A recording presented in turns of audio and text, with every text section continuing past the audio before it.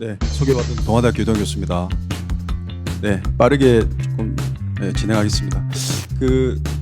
제가 토론을 할 부분은 우리나라의 재난관리 체계가 어떤 부분에서 개선을 해야 될지, 개선해야 될지를 조금 설명을 드리겠습니다. 네.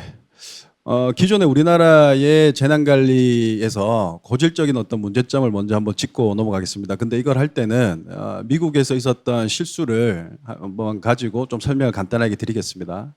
예전에 그 2005년 8월에 미국에서 있었던 허리케인 카트리나 때 소위 그 국토안보부가 했었던 여러 가지 실수를 빗대서 딱 세 가지를 꼽았었는데요. 언론이 지적했던 이 세 가지가 오늘날 많이 우리나라 케이스에서 또 해자가 될 수 있을 것 같습니다. 첫 번째 지적을 받았던 게 이제 재난 관련해서 예산 삭감을 주로 하더라. 그래서 사실상 생각해 보시면 오늘 발제를 해주신 분들의 설명을 들어봐도 기존에 우리가 리튬 배터리 전용 소화 시스템이라든가 백업센터, UPS 분리를 좀 해라 구획을 이런 부분들은 계속 지적을 해왔는데 예산 효율화에 대한 명목으로 연기가 되거나 예산이 삭감되는 부분들 또 후순위로 밀려나는 부분들이 있었고요. 그 다음에 이제 조직이 어떻게 보면은 외연 확대에 너무 지나치게 지능과 성장, 발전 논리에 치우친 반면에 재난이나 안전에 대한 책임에 대한 권한이 어떤 축소나 흡수되는 부분이 있었다라는 부분도 좀 곱씹어 볼 만한 것 같고요. 특히 우리가 이번 사례에서 봐야 될 건 뭐냐면 해당 사례에서 우리가 디지털 전환이나 AI 행정 등의 어떤 성장 논리에 밀려서 지능에 대한 어떤 기관화는 정말 많은 힘을 쏟고 있는 반면에 안전이나 보안, 복구에서는 뭔가 보조적 기능으로 조금 국한된 부분들도 한번 생각해 봐야 될 것 같습니다. 그리고 마지막으로 미국에서 지적됐던 아주 중요한 부분인데요. 경험이 부족한 정부직 공무원분들이 주로 채용되더라. 이게 다른 말로 하면요. 전문가 직렬에 대한 확보가 중요한데 그런 노력이 좀 미흡하더라. 사실 우리 사례를 봐도요. 전상 직렬에 계신 분들이 대부분이 계약직입니다. 그러니까 뭔가 이 전문가분들에 대한 인센티브를 고려해서 정말 전문가들이 와야 되는 직렬을 인사혁신처 같은 데서 좀 고안을 해야 되는데 그런 부분들이 너무 소극적인 거. 그다음에 사실은 이번 사례도 보시면 아시겠지만 외주 인력에 너무 이게 사실은 자꾸 하청으로 가는 이 구도가 또 있거든요. 그래서 이런 부분들도 조금 우리가 생각해 봐야 되겠다라는 겁니다.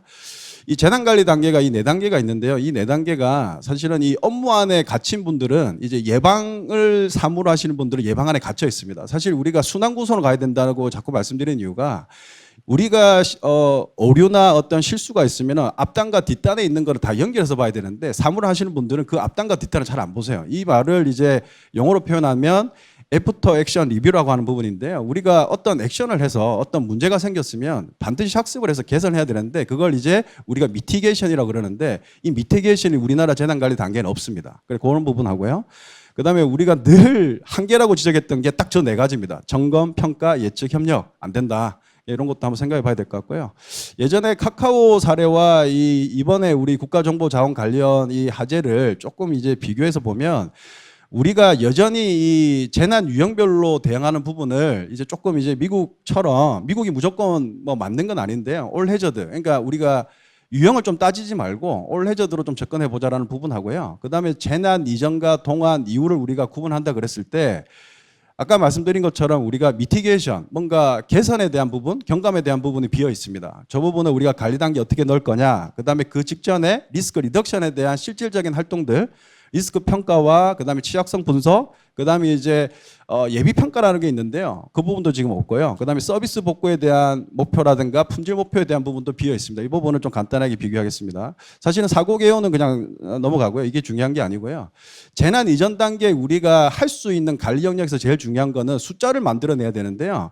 테크니컬 측면에서의 저 리스크 평가와 그 다음에 직관적이면서 우리 관리 영역에서 특히 피마라고 하는 미국 연방 재난청에서 주로 하고 있는 방법인데요.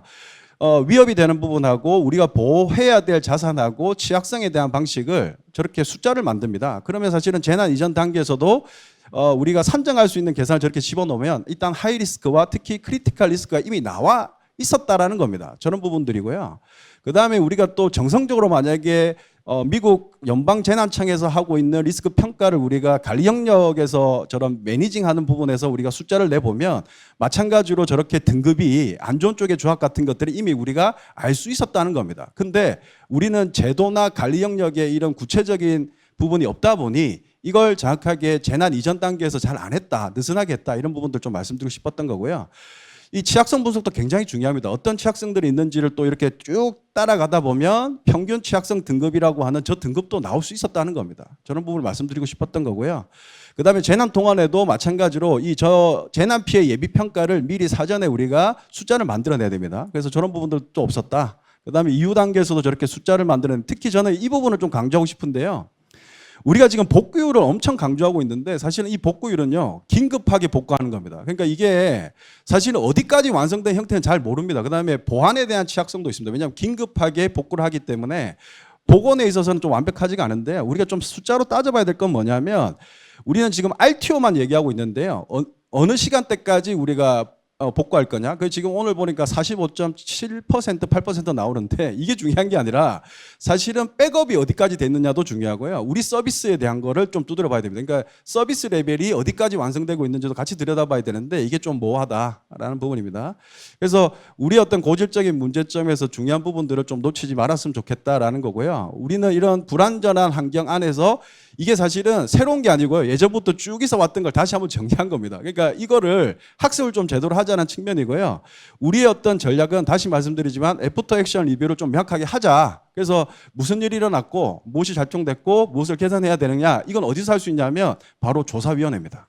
이 사고조사위원회가 셀프 조사라고 해서 정부가 조금 소극적으로 하는데요.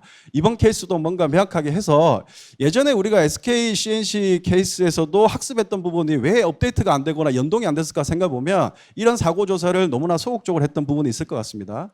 뭐 이런 부분이고요. 마지막으로 좀 말씀드리고 싶은 건, 우리가 지금 사이버 보안만 얘기하는데요. 사실은 물리적 보호도 굉장히 중요합니다. 이 두 개를 같이 들여다보면서 새롭게 전환을 좀 해봤으면 좋겠다, 이 말씀 드리면서 마치겠습니다.